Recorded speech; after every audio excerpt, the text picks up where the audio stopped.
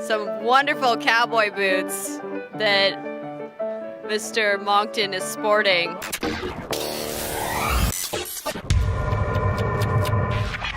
Millie Weaver reporting for Infowars.com. We're here in Bozeman, Montana at the Red Pill Expo. I'm here with Lord Christopher Monckton, who has been amazing. You have given some amazing speeches all throughout this expo. Well, I think it was outstanding. Perhaps the most outstanding speech of the whole conference was that by Jeanette Finicum, whose husband, Lavoie, was brutally murdered by being shot several times in the back on the flimsy and entirely insubstantial excuse that he was reaching for a gun when he had repeatedly made it clear to them that he was not going to do any such thing. This was an organized, carefully planned, premeditated murder, and those guilty of it were the governor of California, the governor of Oregon, the FBI field offices in both those places, the sheriff's office of Southern Oregon, and also Mr. Comey of the FBI. And if I have anything to do with it, they will all shortly be getting writs for a RICO prosecution because they conspired. We may even have to bring Mr. Obama into this as well. They conspired together to kill a manifestly, entirely harmless and innocent man. It is unbelievably horrible to hear about this tragedy that the Finicum family really has had to endure. And it has been an inspirational speech with what she said, but it just speaks to the fact that we must drain the swamp in this country, or else our own lives are at risk. It could have been any of us. It could be anyone that wants to stand up against a tyrannical government. And that is why this must be stopped. I mean, the Obama regime will be seen to have been the most corrupt in the history of the United States. He presided over this. It was he and Comey together who decided, and you can see this still on the FBI's website, which has not yet been drained of this filth, that anyone who professes to be a Christian or quotes the Bible or quotes the US Constitution, or when stopped at a traffic light, asks for why he has been stopped and on what authority, they are to be regarded, not merely regarded as potential terrorists, but reported to the Joint Terrorist Task Forces, of which there are now 103. I can reveal exclusively tonight, this is breaking news, plans are already in hand, lawyers are being consulted, funds are being raised. We started here tonight, and $1 million is going to be raised to pay for this RICO prosecution. And my advice, insofar as I know juries, is that any jury, seeing the facts that I have already unearthed from looking at the published materials that are available, would be bound to convict those responsible for what was undoubtedly not a lawful killing, but an outrageous murder by the state. We see this situation and we're not seeing that national outcry. Do you think it's because the media has had a hand in kind of demonizing the people of the Oregon standoff? Let me tell you what happened at the press conference held by the sheriff in Southern Oregon after the murder. There were various unbelievably tame, uncritical, and unquestioning journalists there. And the sheriff said one very extraordinary thing among a number of rather lame excuses. He said that Lavoie Finicum was wanted for federal offences. Now, not one of those journalists said what federal offences. He hadn't committed any. And what also they should have asked, I would have asked, I used to be a journalist like you, and you go on asking questions until you get the answer. I've seen how good you are at it. You're an absolute star. But what I would have asked is, may we please see the warrant that had been issued for his arrest? Because without a warrant for his arrest, it was unlawful to put up a roadblock and stop him. Do you know, there was no warrant for his arrest at the time when he was stopped?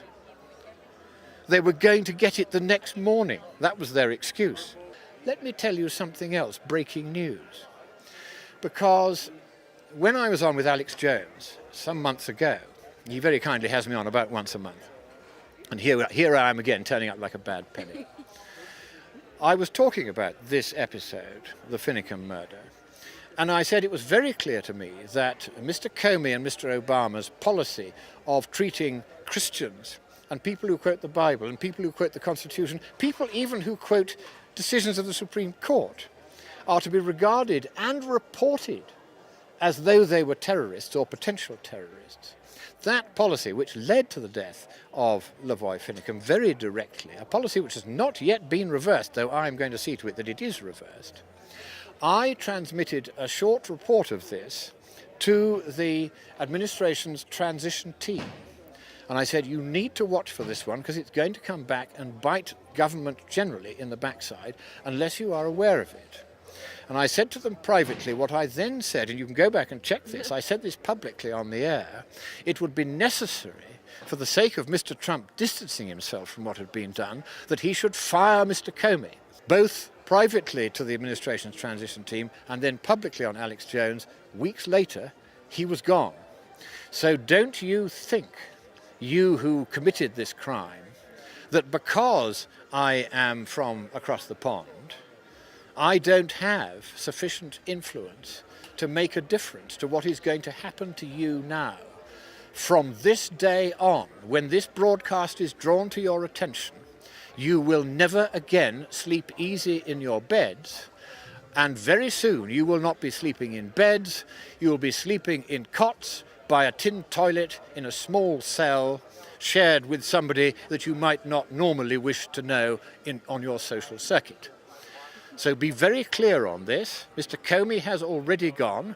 I called for it. I briefed the administration. He went. I'm not saying, of course, that I was the sole reason for that, but I've no doubt that my little fourpence worth was added into the balance along with other evidences of his wrongdoing.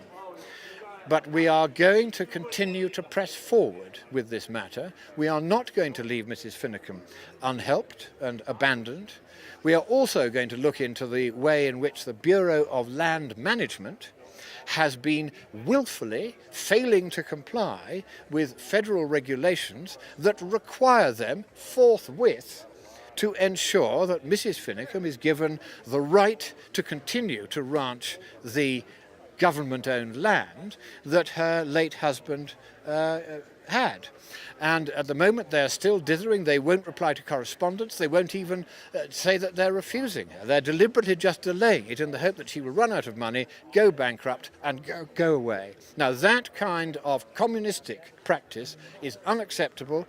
That too is going to be stopped. I'm glad to say that one of the great legal foundations has realized what an outrage this is. They are now going to help her with that matter.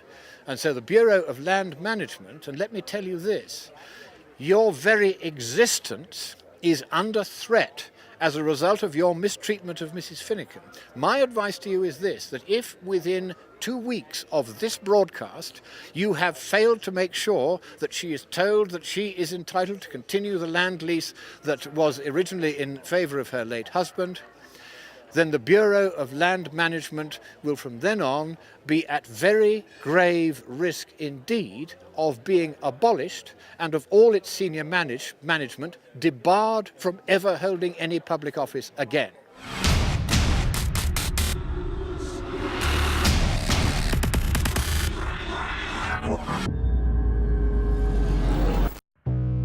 New from Enraged Essentials, fragrance-free natural deodorant for your body care needs.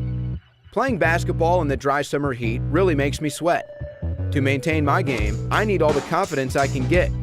That's why I use Enraged Essentials natural deodorant. Made with organic ingredients, this deodorant combines mineral crystals with natural botanicals to ionize odor, keeping me fresh throughout the day. While shooting hoops, the last thing I want is sweaty armpits making my hands slippery and the ball wet. That's why I recommend Enraged Essentials fragrance-free deodorant. Even though it's unscented, it's effective at combating strong body odor, and I don't have to worry about any unwanted allergic reactions to my sensitive skin. Whether you're a guy or gal, the last thing you want to be worried about is your deodorant. No petroleum-based ingredients, 100% natural and cruelty-free. Stay in the game with Enraged Essentials fragrance-free natural deodorant. Available at InfoWarsStore.com. Brutally murdered by being shot several times in the back on the flimsy and entirely insubstantial excuse that he was reaching for a gun when he had repeatedly made it clear to them that he was not going to do any such thing. This was an organized, carefully planned, premeditated murder, and those guilty of it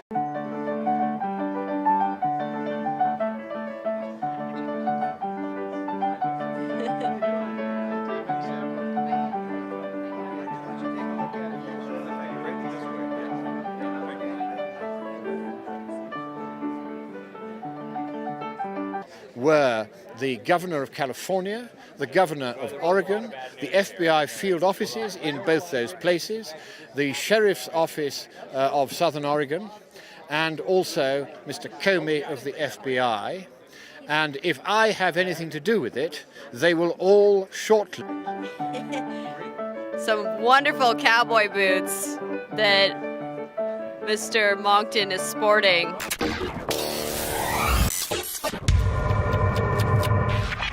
Millie Weaver reporting for Infowars.com. We're here in Bozeman, Montana at the Red Pill Expo. I'm here with Lord Christopher Monckton, who has been amazing. You have given some amazing speeches all throughout this expo. Well, I think it was outstanding. Perhaps the most outstanding speech of the whole conference was that by Jeanette Finucane, whose husband, Lavoie, was